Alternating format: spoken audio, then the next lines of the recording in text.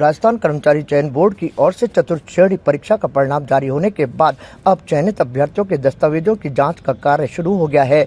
अजमेर संभाग की बात की जाए तो 24,888 अभ्यर्थियों के दस्तावेजों की जांच का जिम्मा शिक्षा विभाग को सौंपा गया है, जिसकी मॉनिटरिंग संयुक्त निदेशक महावीर प्रसाद शर्मा कर रहे हैं। वो बकायदा व्यवस्थाओं को देख रहे हैं और जो खामियां हैं उन्हें दूर करने के निर्देश शिक्षा विभाग की ओर से लगाए गए टीमों के कार्मिकों को दिए जा रहे हैं। शुक्रवार को भी बड़ी संख्या में अभ्यर्थी दस्तावेजों की जांच कराने के लिए पहुंचे।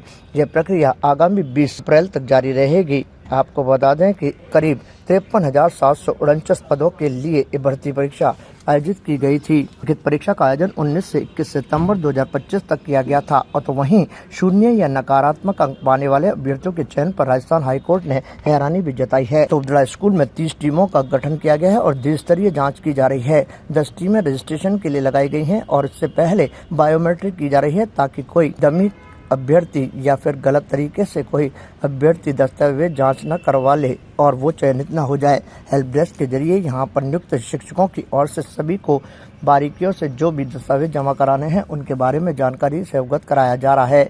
दूसरी ओर जो अभ्यर्थी इस बार अनुपस्थित रहेंगे उन्हें 24 अप्रैल के बाद 2 अवसर और प्रदान किए जाएंगे। दिव्यांग कोटे की बात की जाए तो 1929 और उसके अलावा 17 ऐसे दिव्यांग हैं जो स्पोर्ट्स कोटे से आते हैं।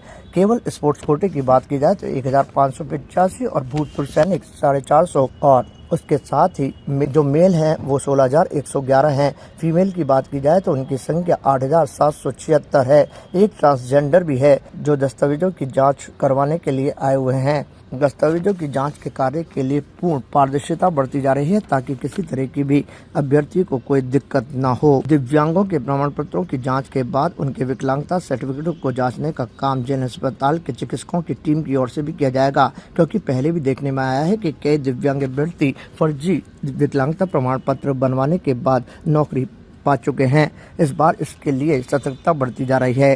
राजस्थान सरकार के द्वारा एक महत्वपूर्ण और यूँ समझे कि रोज़गार देने के लिए बहुत बड़ा कार्यक्रम चल रहा है, जिसके अंतर्गत स्थानीय संभाग को 24,888 अभ्यर्थियों की जिम्मेदारी दी गई है। हम उनका 30 टीमें लगा करके डॉक्यूमेंट वेरिफिकेशन कर रहे हैं। डॉक्यूमेंट वेरिफिकेशन के पहले उनकी बायोमेट्रिक होती है, जिसमें 10 टीमें लगी हुई है। उसके बाद हम उनका रजिस्ट्रेशन करते हैं, उसके लिए 4 टीमें लगी हुई है। उसके बाद एक हेल्प डेस्क बनी हुई है, जहाँ पर उन अभ्यर्थियों के डॉक्यूमेंट को व्यवस्थित करवाया जाता है, क्रमबद्ध करवाया जाता है। इसके बाद उनको बड़े ही आदरपूर्वक प्रेम से जो 6 कक्ष बनाए हुए हमारे अलग अलग, उनमें उनको नंबरवार भेजा जाता है, जहाँ पर हर कक्ष में 5-5 दल काम कर रहे हैं और एक दल में 3-3 व्यक्ति, जिनमें प्रधानाचार्य स्तर का एक अधिकारी है और एक BCI है और एक उनके सहयोग के लिए अध्यापक या PTI है।